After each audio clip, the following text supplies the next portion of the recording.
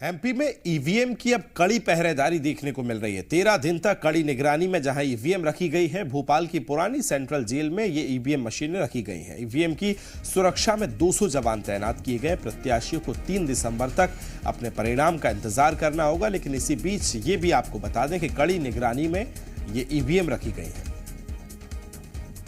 खबर को विस्तार देंगे सहयोगी प्रमोद मेरे साथ लगातार बने हुए हैं। प्रमोद, अगर ईवीएम की बात की जाए तो ऐसे में उसकी सुरक्षा सबसे ज्यादा महत्वपूर्ण है, चूंकि लगातार हम देख रहे हैं कई अलग अलग जगहों से प्रत्याशी जो हैं वो शिकायतें भी कर रहे हैं, लेकिन ऐसे में सुरक्षा की बात की जाए, भोपाल में क्या कुछ इंतजाम है? देखिए, 17 को वोटिंग हुई थी। 18 की सुबह की तस्वीर मैंने आपको दिखाई थी स्ट्रांग रूम राजधानी भोपाल की, और वहां पर जब पुलिस अधिकारियों से मैंने बातचीत की थी तो वो उनका साफ कहना था कि अंदर सीसीटीवी कैमरे लगाए गए हैं और 3 लेयर की 3 लेयर की सुरक्षा व्यवस्था है। और जो कार्यपालिक मजिस्ट्रेट है, सेक्टर मजिस्ट्रेट हैं, इसके अलावा पुलिस के आला अफसर हैं, उनकी तैनाती है। देखिए, आम जवानों को और अधिकारियों को, कर्मचारियों को अंदर स्ट्रांग रूम में जहां ईवीएम और मतपत्र रखे हुए हैं वहां पर जाने की अनुमति नहीं है। और जो पॉलिटिकल पार्टियों के एजेंट हैं उनको अंदर बैठने की व्यवस्था दी गई है। तो कुल मिलाकर जो पिछले कई इलेक्शन के बाद और स्ट्रांग रूम की सुरक्षा को लेकर, ईवीएम मशीनों को लेकर और मतपत्रों को लेकर जिस तरीके से आरोप लगते रहे, बवाल कटा है, लिहाजा इलेक्शन कमीशन ने इस बार व्यवस्था बदली है।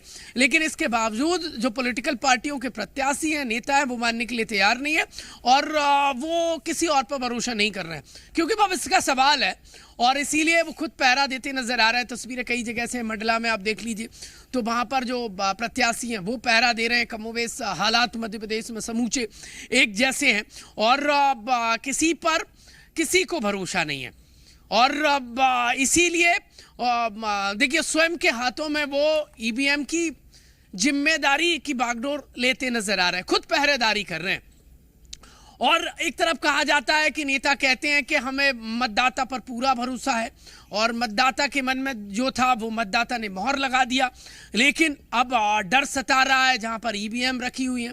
तो ईवीएम देखिए इस वक्त तो भविष्य का पिटारा बन गई है प्रत्याशियों का, और इसीलिए चिंता थोड़ी बहुत नहीं, जितनी जरूरी है, जितनी वो नजर आ रही है प्रत्याशियों को, वो अपने और अपने विश्वस्तों को वहां पर तैनात कर रहे हैं जहां पर उनका भविष्य सुरक्षित रखे होने का दावा पुलिस और प्रशासन करती है।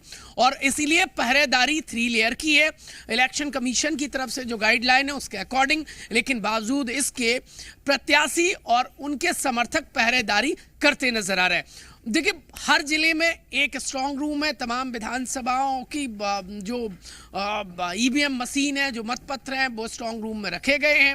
वहां पर चाक चौबंद व्यवस्था होने का दावा किया जा रहा है, लेकिन भरोसा किसी पर नहीं है, प्रत्याशियों को और नेताओं को। इसीलिए खुद के हाथ में पहरेदारी की वो बागडोर संभालते नजर आ रहे हैं और कह रहे हैं कि कुछ छेड़छाड़ या गड़बड़ झाला हो सकता है।